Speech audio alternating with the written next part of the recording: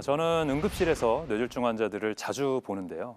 골든타임 안에 치료를 받지 못하면 가족과 마지막 인사도 나누지 못하고 자신의 죽음을 대비할 시간도 없이 갑작스럽게 세상을 떠나는 분들을 종종 뵙게 됩니다. 아직도 기억에 남는 환자분이 있는데요. 70대 여성 환자분이었어요. 혼자 지내시다가 잠을 자던 중에 뇌출혈이 생겨버린 거죠. 그러다 보니까 한쪽 마비가 왔는데 너무 심하게 왔다 보니까 어떻게 대처를 못하는 상황인 겁니다. 의식저하도 같이 왔고 결국은 며칠 지나서 이웃이 왜 이렇게 연락이 안 되지 하고 아이고. 찾아와서 문 따고 들어가서 그제서야 발견이 돼서 응급실에 실려 오셨어요. 어떡해요. 제가 환자분을 뵀을 때는 이미 골든타임이 한참 지나서 이 뇌부종까지 심각하게 진행된 상태였고요. 그래서 결국은 중환자실에 올라가셨다가 사망을 하시고 말았습니다. 어떡해. 저희 어머니가 아버지 돌아가시고 이제 혼자 사시는데 70대신 거예요. 그러니까 이런 얘기 항상 들으면 걱정되고 전화했는데 한 두어 번 안 받으면은 겁이 막 덜컥 나거든요.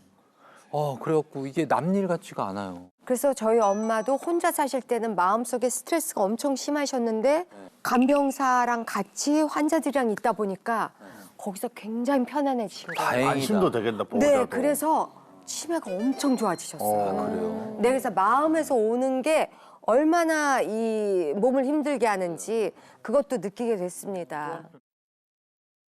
사실 이제 안타까운 사연이지만 결국 또 우리의 현실입니다, 이게. 통계에 따르면 우리나라 65세 이상 인구 5명 중 1명이요. 혼자 생활을 해요. 혼자 있는 동안 이러한 상황에서 갑자기 뇌졸중이 오잖아요. 대처하기가 쉽지 않기 때문에 이렇게 골든타임을 늦게 지나서 이렇게 오거나 심지어는 이제 고독사라고 그러잖아요. 네. 사망한 상태로 발견하는 경우도 종종 있습니다. 자, 여기서 퀴즈를 하나 드리겠습니다. 뇌졸중의 골든타임은 몇 시간일까요? 골든타임이요? 네, 3-4시간? 4시간? 자, 우리 패널분들이 비교적 정확하게 알고 계신데요. 일단 이 뇌졸중의 골든타임은 3시간입니다.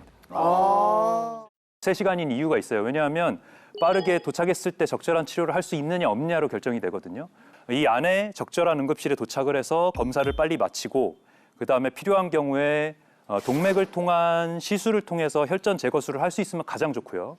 그 방법을 할 경우에는 골든타임 최대 6시간까지도 가능한 걸로 되어 있고 그렇지 않고 혈전 제거술이 안 되는 병원이면은 정맥 혈전 용해술이라는 걸 하거든요. 그 주사로다가 온몸에 있는 혈전들을 다 녹이는 주사를 쓰는 거죠. 근데 요거는 출혈 가능성이 조금 더 올라가기 때문에 골든타임이 좀 짧습니다. 그래서 4시간 반 안에 시술을 해야 되는 걸로 되어 있고요. 그렇기 때문에 검사하는 시간, 해당 과 연락하는 시간, 결정하는 시간까지 다 고려를 하면 3시간 이내에 적절한 응급실로 들어가서 검사를 시작하는 것을 목표로 해야 됩니다. 근데 이 3시간 안에 응급실에 도착했느냐 못했느냐에 따라서 이 골든타임 내냐 아니냐에 따라서 이 치료 결과가 너무 많이 달라집니다. 어느 날 60대 남성 환자가 응급실로 실려왔는데 이제 아침에 일어나면서 화장실로 가던 중에 갑자기 오른쪽 다리에 힘이 풀리면서 넘어지셨다는 거예요. 그래서 일어나 보려고 했는데 오른쪽 팔도 힘이 안 들어가니까 못 일어나고 이런 상태였던 거죠. 그래서 급히 119 신고를 다행히 한쪽 팔로 하셔서 실려 오셨는데 검사해 보니까 이제 왼쪽 중대뇌동맥에 뇌경색이 왔던 상황인 거죠. 다행히 골든타임 3시간 이내에 오셨기 때문에 응급실로 도착하자마자 동맥을 통해서 들어가서 혈전 제거술을 잘 마치셨고요. 덕분에 후유증 없이 입원을 할 수가 있었습니다.